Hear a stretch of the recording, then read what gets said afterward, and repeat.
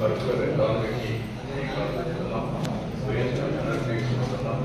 దీన్ని లాజికల్గా తీసుకెళ్ళి మనం ఒకసారి ఈ డీప్ టెక్నాలజీ బాగా కావాల్సినంత నాలెడ్జ్ని మీరు ఒకసారి చూస్తే ఇన్ఫర్మేషన్ని సెటిలైట్ ద్వారా, డ్రోన్ ద్వారా, సిసిటివి కెమెరా ద్వారా, ఐఓటీ లేకపోతే వేరబుల్, ఇంకో పక్కన సెన్సార్ వచ్చేసాయి. ఇవి వచ్చినప్పుడు రియల్ డేటా వస్తుంది.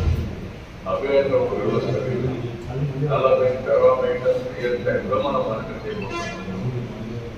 ఆటోమేటిక్గా అవేర్ వస్తే అక్కడి నుంచి ఇన్ఫర్మేషన్ కావాలన్నా ఎయిర్ క్వాలిటీ, ఎయిర్ డైరెక్షన్, అదే మాదిరిగా టెంపరేచర్, లేకపోతే cyclone prediction, under board prediction, flood management, లేకపోతే రిజర్వాయర్స్ వాటర్ లెవెల్, ఇలాంటివి ఒక 40 దాకా ఈజీగా మనం ఐడెంటిఫై చేసే పరిస్థితికి వస్తున్నాం. అయితే ఇవన్నీ ఒక ఎప్పుడైతే దీన్ని అమలు చేసే నాయకత్వం కావాలి, లీడర్స్ కావాలి. అక్కడ తీసుకుని ఈరోజు ప్రపంచ గొప్ప వాడు వాడుకునే పరిస్థితికి వచ్చారు. ఈరోజు ప్రపంచంలో